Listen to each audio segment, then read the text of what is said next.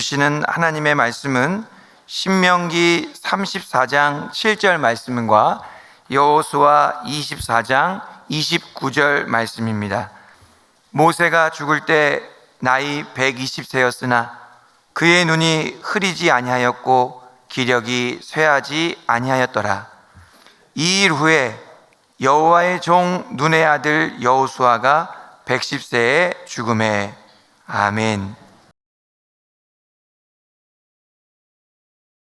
백세 철학자로 유명한 김영석 교수님의 100년을 살아보니라는 제목의 책이 있습니다. 100세를 앞두고 이 살아온 날을 회상하면서 인생의 후배들에게 삶의 지혜를 나눈 책입니다. 이 책에 보면 인생의 황금기를 60세부터 75세라고 주장하십니다. 그 근거로 제시하는 이유를 보면 다음과 같습니다. 이 사람은 60세가 되어야지만 사회적 성장을 하고 진정한 정신적 성장을 한다는 것입니다. 이 신체적 성장은 20대에 멈추지만 이 정신적인 성장과 인간적인 성숙은 한계가 없다는 말을 합니다. 그래서 이 75세까지는 인간이 노력하면 계속해서 성장할 수 있다고 말합니다. 그래서 그분은 인생의 황금기를 60세부터 75세라고 말씀합니다. 그래서 이러한 말씀을 합니다. 인생에서 열매를 맺은 기간은 60대였던 것 같다. 본인의 인생을 돌아보면서 한 100여 년을 살아보니까 내가 인생의 열매를 진정으로 맺기 시작한 건 60대 시절이었던 것 같다라고 회고합니다. 그래서 60대엔 제2의 출발을 해야 한다고 합니다. 중요한 것은 인간은 성장하는 한 늙지 않는다라고 주장하고 있습니다. 그래서 교수님은 사람이 노력하는 것에 따라서 성장은 80대 후반까지도 가능하다는 이야기를 합니다. 이 75세까지 성장하는 일도 힘든데 심지어 거기다 10년을 더 플러스해서 이 80대 후반까지도 가능하다는 주장을 합니다.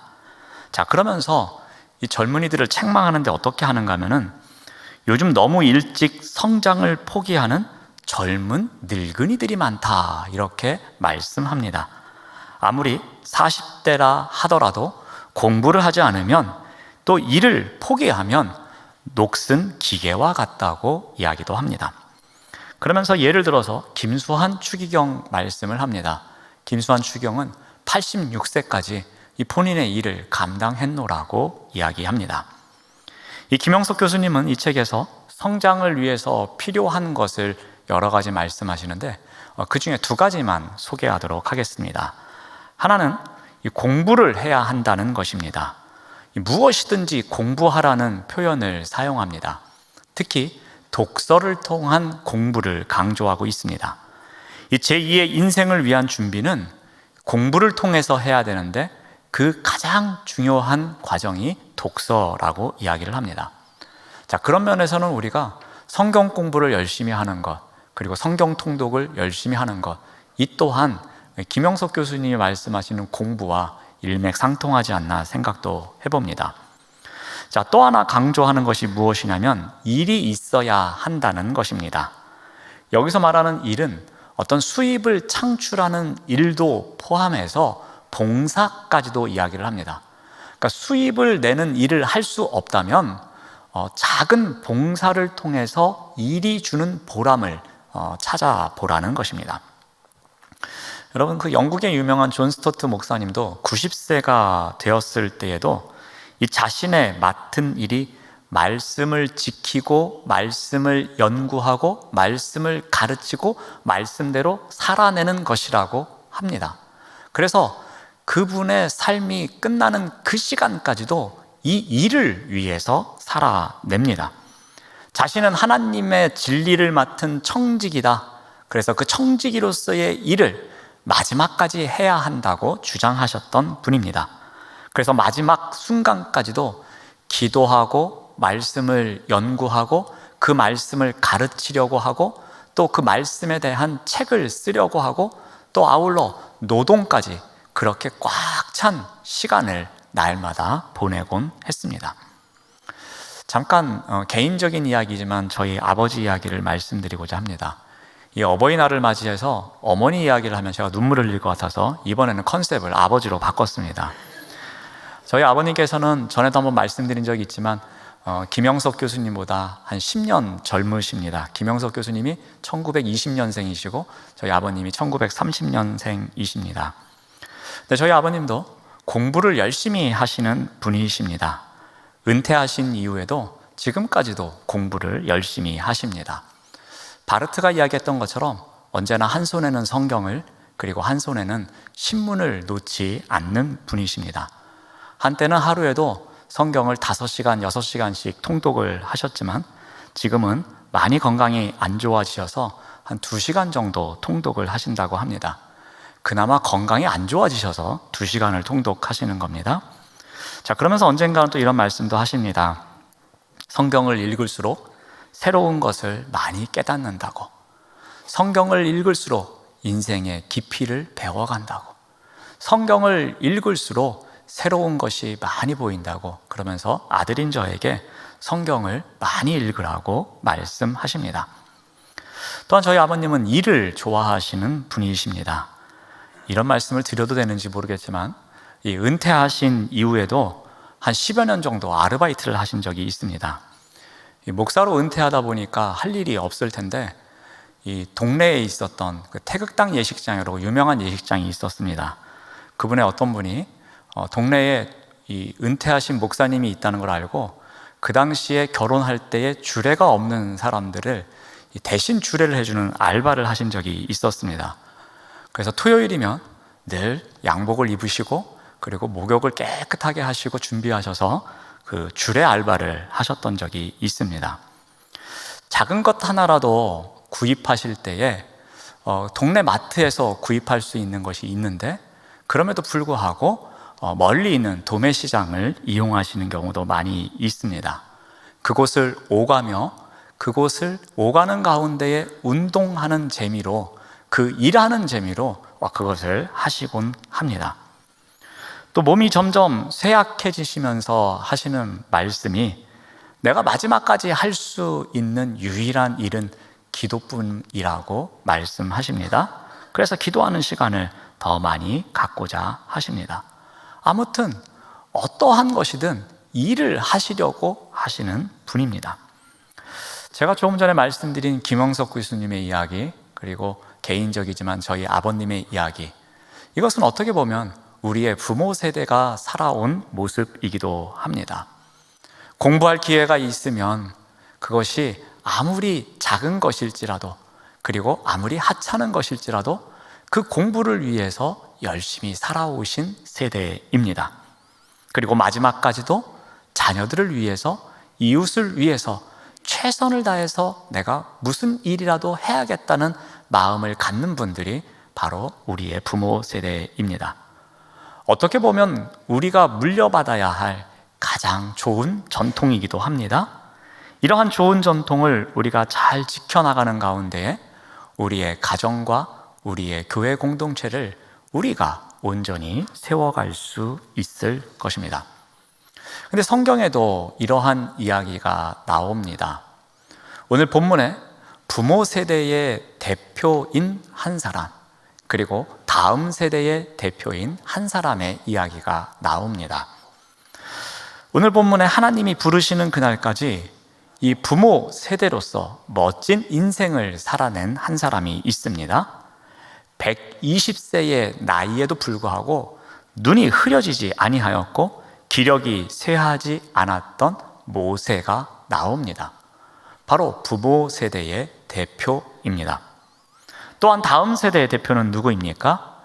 이러한 부모 세대가 물려준 인생 교훈을, 그리고 부모 세대가 가르쳐준 대로 자신의 인생을 통해서 드러내며 공동체를 온전히 세워 나갔던 한 사람이 있습니다. 바로 여호수아입니다. 부모 세대에게 배운 좋은 전통을 공동체를 세우는 일에 활용한 사람입니다. 두 사람의 이야기를 잠깐 살펴보고자 합니다. 먼저 모세입니다. 모세가 어떻게 공부하는 삶을 살았겠습니까? 우리는 모세의 인생 120년을 이야기할 때 40년씩 3분의 1씩을 이야기합니다. 그의 처음 40년은 어디에서 살았습니까? 애굽에서 왕자로 살았습니다. 모세는 그 당시에 시대적 아픔을 안고서 무늬만 왕자인 삶을 살았습니다. 하지만 그 시간 또한 애굽의 문화의 한가운데 놓여 있었지만 그는 다양한 학문을 통해서 하나님을 알아가는, 공부하는 시간이었습니다. 그 다음 40년은 어떠했습니까? 소위 말하는 처가살이의 시간이었습니다.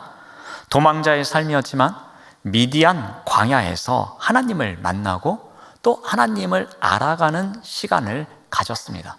그 시간 또한 공부하는 40년의 시간이었습니다. 마지막 40년은 어떠했습니까? 백성들과 함께 살아가는, 출애굽 백성들과 함께하는 광야 생활이었습니다. 수많은 출애굽 백성들을 책임져야 하는 리더로서 삶을 살아내야 하는 시간이었습니다. 하나님의 백성 공동체를 이끌어가는 리더의 자리에서 하나님을 만나고 그 하나님을 알아가는, 공부하는 시간이기도 했습니다. 이렇게 모세의 120여 년의 시간은 계속해서 하나님을 알아가기 위한 공부의 시간이었습니다. 모세는 또한 어떠한 일을 합니까? 마지막 순간까지, 120세가 되는 순간까지 어떠한 일을 가장 많이 했겠습니까? 우리 시편 150편 가운데에 모세가 기록한 시편이라고 해서 모세의 시편이라는 것이 있습니다. 바로 시편 90편입니다. 시편 90편은 학자들이 말하기를 모세의 인생 후반기에 쓰여졌을 것이라고 이야기를 합니다. 자, 이러한 시편에 가장 중요한 내용이 있는데 그것이 무엇이냐면 모세의 기도가 담겨져 있습니다. 바꿔 말하면 모세는 평생을, 그리고 그 마지막 순간까지도 기도하는 삶을 살았다는 것입니다. 자, 어떠한 기도를 했는가 하면은 모세는 먼저 긍휼을 구하는 기도를 했습니다. 하나님의 긍휼이 없으면 살아갈 수 없습니다. 그러니 저희를 긍휼히 여겨 주옵소서라는 기도의 삶을 살았다는 것입니다. 우리 시편 90편 13절 말씀을 봅니다. 여호와여 돌아오소서, 언제까지니까 주의 종들을 불쌍히 여기소서. 모세는 하나님께 백성들을 불쌍히 여겨달라고 기도합니다. 하나님께서 긍휼히 여겨주셔야만 살 수 있다는 고백입니다. 하나님의 긍휼함이 없으면 단 하루도 살 수 없음을 모세는 기도하고 있었던 것입니다. 이러한 기도에 모세의 겸손함이 보여집니다. 언제나 주님을 의지했던 모세의 삶이 비춰지고 있습니다. 모세가 이러한 기도를 했을 때의 삶의 무대는 어디였겠습니까? 인생 후반기라고 하니까 아마도 출애굽 백성들을 이끌고 살아가던 광야였을 겁니다. 여러분, 광야는 어떤 곳입니까? 보이는 것이 거친 땅과 하늘만 있는 곳입니다. 어떠한 희망도 찾아볼 수 없는 곳입니다. 오직 하늘만 쳐다봐야 하는 곳, 그곳이 바로 광야입니다. 모세는 이와 같은 광야에서 누구를 바라봅니까? 하나님을 바라봅니다. 이스라엘 백성들을 생각하는 가운데에 이 백성들을 하나님께서 긍휼히 여겨주지 않으시면 우리는 이 광야에서 단 하루도 살아갈 수 없습니다. 그러니 하나님, 우리를 불쌍히 여겨 주십시오 라는 기도가 하루도 끝이지 않았다는 것입니다. 모세는 우리를 불쌍히 여겨 주옵소서라는 기도를 계속해서 합니다.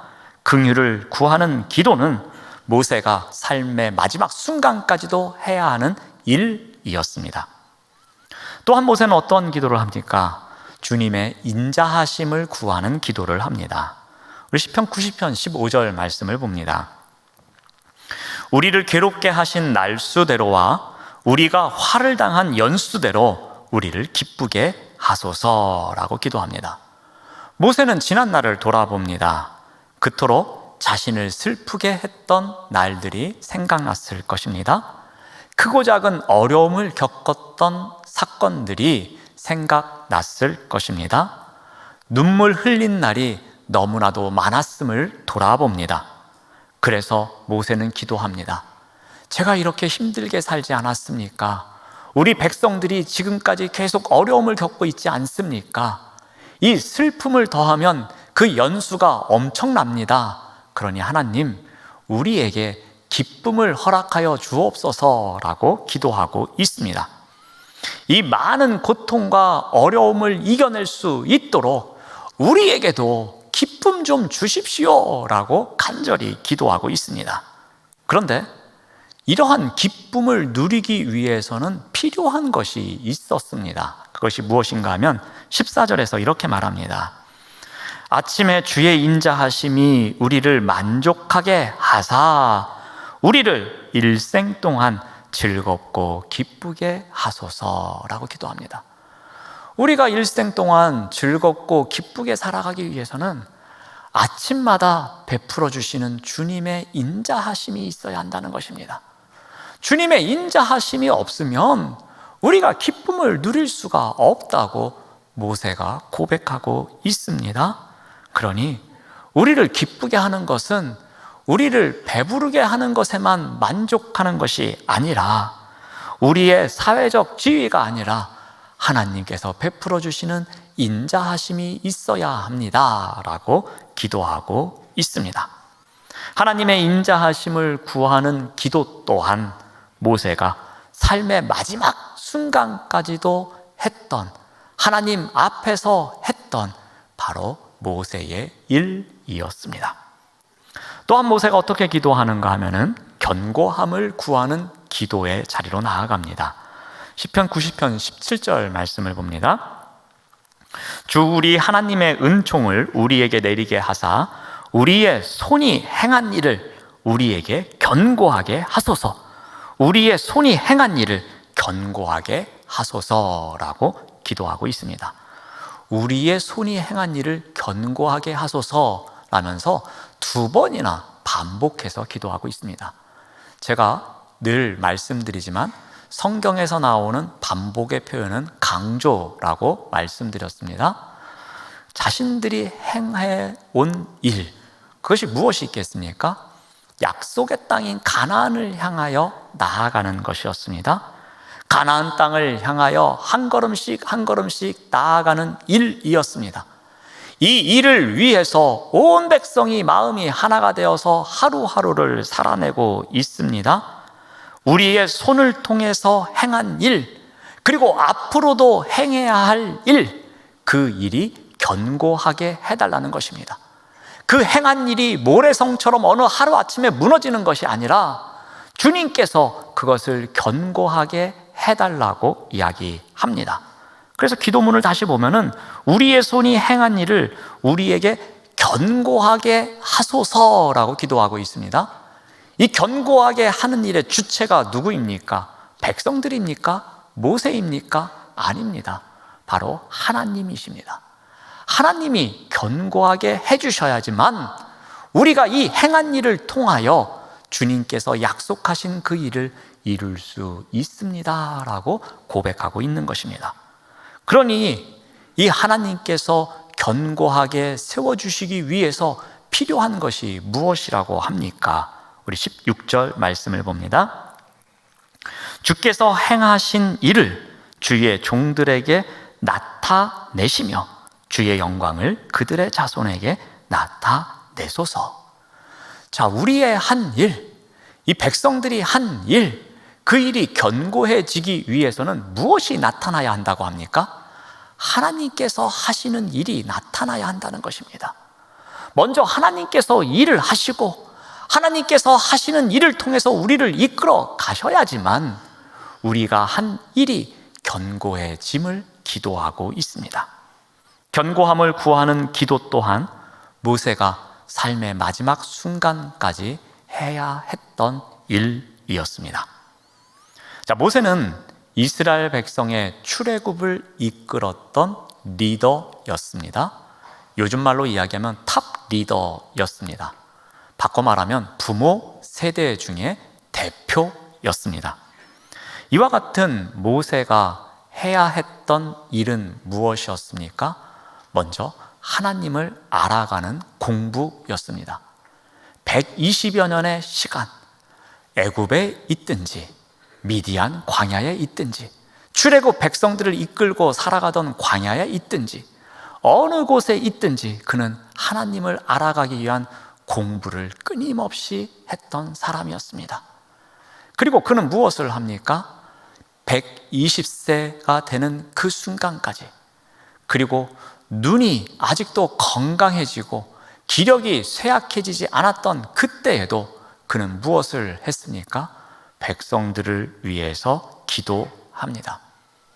부모 세대로서 마지막까지 자신이 해야 할 일이 다음 세대를 위한 기도였음을 우리에게 보여주고 있습니다. 자, 이제 다음 세대의 대표인 여호수아를 살펴보겠습니다.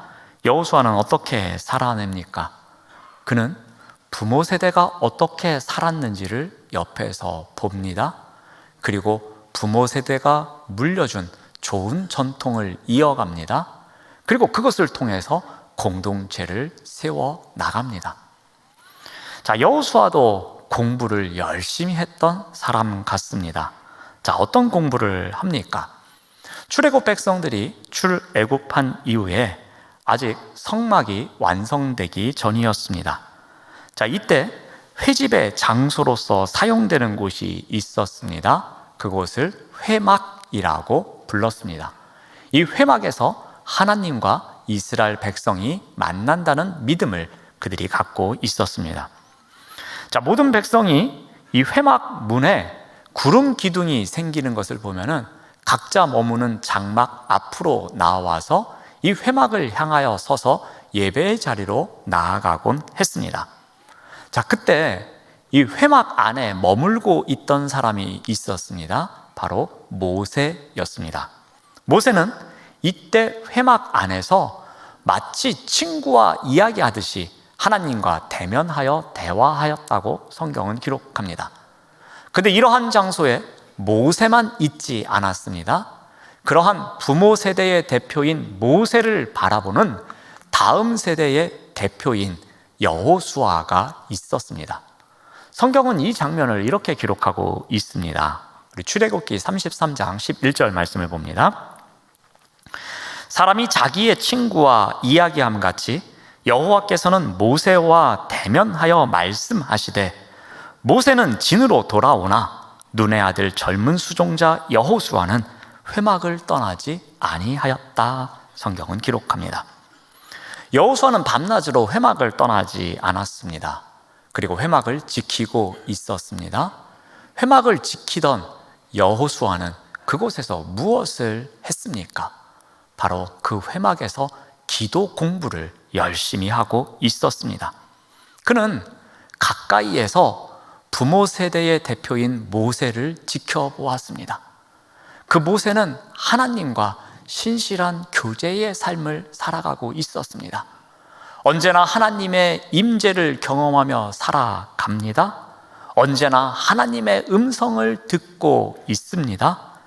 여호수아는 이러한 모세를 바라보며 나 또한 모세처럼 하나님과 대화하며 하나님의 임재를 경험하며 하나님의 음성을 들으며 살아가고 싶노라고 고백합니다. 그래서 그는 어떻게 합니까? 회막을 떠나지 않습니다. 모세가 장막으로 돌아갔을 때에도 그는 회막에 남아서 더 오랜 시간 기도합니다. 더 끈질기게 기도합니다. 더 깊게 기도합니다. 하나님을 대해서 알아가기 위해 기도 공부의 시간을 더 많이 갖습니다. 가나안 정복의 선봉장이었던 여호수아, 하루아침에 그와 같은 훌륭한 장수가 나왔겠습니까? 절대로 그렇지 않습니다. 부모 세대의 대표인 모세 옆에서 어떻게 하면 하나님과 동행하며 살아갈 수 있는지를 보고 듣고 배웠던 것입니다. 그리고 모세처럼 공부하면서 그 하나님에 대해서 알아가기 위해, 그 하나님과 동행하기 위해 애쓰는 삶이 있었던 것입니다. 바로 이게 여호수아의 공부였습니다. 그렇다면 여호수아는 또 어떠한 일을 합니까? 우리가 잘 알고 있는 것처럼 가나안 땅 정복에 있어서 모든 일을 책임지는 리더였습니다. 자, 그런데 그러한 부분은 우리가 좀 생략하고 여호수아의 마지막 장면만 한번 살펴보고자 합니다. 여호수아 또한 그러한 많은 일을 해내고 그리고 마지막 순간까지도, 즉 110세가 되어서 이 땅을 떠나는 순간까지도 자신에게 맡겨진 일을 감당했던 사람이었습니다. 여호수아의 마지막 임무는 무엇이었냐면은 백성들에게 하나님과의 언약 준수를 다시 한번 다짐케 하는 일이었습니다. 여호수아는 이스라엘 백성들을 향하여서 여호와를 향한 절대적 충성과 그 신앙, 그 순종을 버리지 말 것을 마지막 고별 설교에서 나타내고 있습니다. 여호수아는 고별 설교를 이렇게 시작합니다. 우리 여호수아서 24장 15절 말씀을 봅니다. 너희가 섬길 자를 오늘 택하라.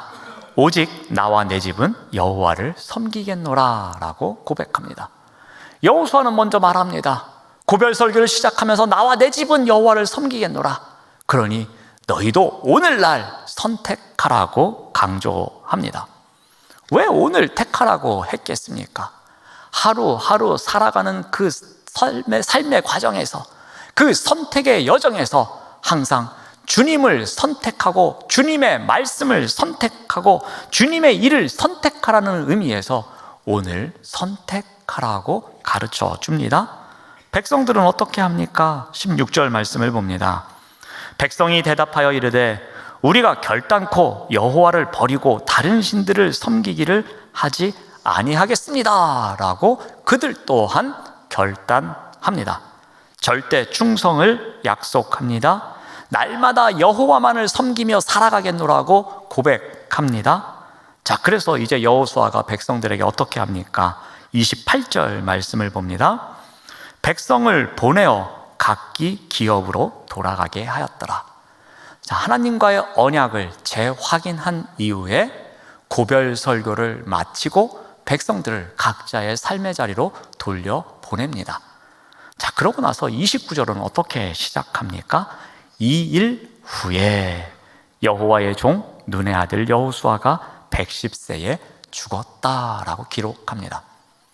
물론 고별 설교가 끝나고 죽을 때까지 며칠이 걸렸는지는 정확하게는 알 수 없습니다.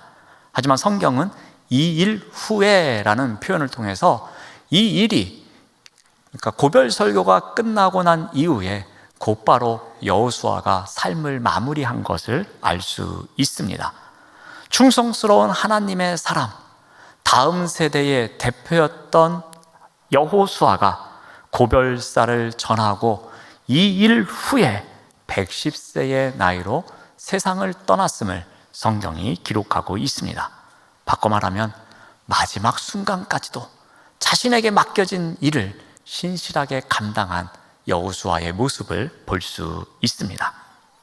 다음 세대의 대표였던 여호수아 또한 어떻게 살아냅니까? 여호수아는 모세의 시종이었을 때에도, 그리고 이스라엘의 군대 장관이었을 때에도, 그리고 마지막 순간까지도 그는 한결같이 충성스럽게 자신의 일을 감당하는 사람이었습니다. 부모 세대인 모세에게 배운 대로 끝까지 자신의 일을 감당하는 사람이었습니다. 여호수아는 부모 세대와 더불어서 이와 같은 모습으로 공동체를 세워나가고 있었던 것입니다. 모세와 여호수아에게서 우리가 한 가지 중요한 교훈을 배워봅니다. 공동체는 함께 세워간다는 것입니다. 부모 세대와 다음 세대가 함께 공동체를 세워나가는 모습을 보게 됩니다. 어떻게 했습니까? 공부하는 부모 세대 모세가 있었습니다. 그리고 공부하는 다음 세대 여호수아가 있었습니다. 120세 마지막 순간까지 맡겨진 일을 끝까지 신실하게 감당하는 부모 세대 모세가 있었습니다. 그리고 110세 마지막 순간까지 맡겨진 일을 신실하게 감당하는 다음 세대 여호수아가 있었습니다. 부모 세대와 다음 세대가 더불어 공동체를 세워가는 모습이었습니다. 오늘 말씀을 통해서 공동체를 온전히 세워가는 원리, 즉 공동체는 어느 한 세대가 세울 수 있는 것이 아님을, 공동체는 부모 세대와 다음 세대가 함께 세워가는 곳임을 우리가 배웁니다. 부모 세대는 모세와 같이 삶을 통해서 좋은 본을 보여줘야 할 것입니다. 그리고 다음 세대는 여호수아와 같이 그 본을 따라가야 할 것입니다. 신방을 가면 부모님들이 주로 이런 이야기를 하십니다. 기도 제목을 말씀하시면서 자녀들 이야기를 합니다. 그러면 대부분의 자녀들이 예전에는 교회를 참 열심히 다녔는데 이제는 다니지 않아서 참 속상하다고, 목사님은 어떻게 하면 좋겠느냐고 질문하시는 분들이 많이 계십니다. 그럴 때마다 저는 원론적인 이야기를 드립니다. 신앙생활의 본을 잘 보여주십시오. 그러면 언젠가는 결실이 있습니다 라고 말씀을 드립니다. 어머니의 눈물 젖은 성경책은 절대로 거짓말을 하지 않습니다. 어머니의 눈물 젖은 성경책은 놀라운 능력이 있습니다. 부모 세대가 본을 보이면 언젠가는 그 본에 따라서 다음 세대는 결실을 맺을 수밖에 없는 것입니다. 그래야지만 공동체는 부모 세대와 다음 세대가 더불어서 세워나갈 수 있는 것입니다. 그 중요한 원리를 알고 우리 공동체를 함께 세워가시는 우리 모두가 되시기를 바랍니다. 기도하겠습니다. 하나님 감사합니다. 부모 세대가 만들어가는 좋은 본을 다음 세대가 온전히 이어가게 하옵소서. 그래서 부모 세대와 다음 세대가 함께 공동체를 세워나가는 우리의 가정과 교회가 되도록 인도하여 주시옵소서. 예수님의 이름으로 기도드립니다. 아멘.